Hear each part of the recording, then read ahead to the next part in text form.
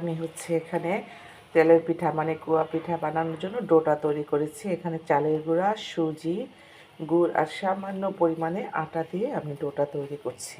পিঠা বা তেলের পিঠা বানানোর জন্য ডোটাকে আপনি ভালো করে এভাবে করে মেখে নেবেন, তাহলে দেখবেন পিঠাটা সফট হয়েছে, পিঠাটা ভালোভাবে ফুলবে।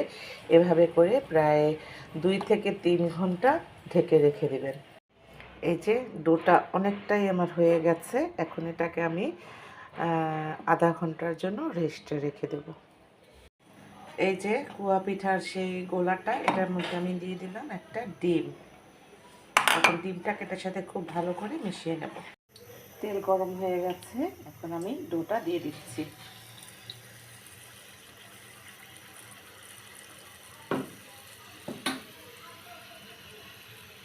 মাশাআল্লাহ, পিঠাটা আস্তে আস্তে ফুলে উঠছে।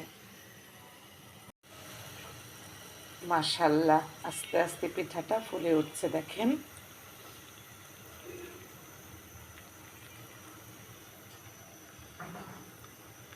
একদম ফুলকো ফুলকো কুয়া পিঠা। ভালো থাকবেন সবাই, আল্লাহ হাফেজ।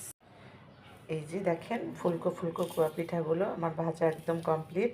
তো আপনারা কিন্তু আমার রেসিপিতে ট্রাই করতে পারেন। সবাই ভালো থাকবেন আর হ্যাপি মিনি কিচেনের সঙ্গে থাকবেন। Bye bye.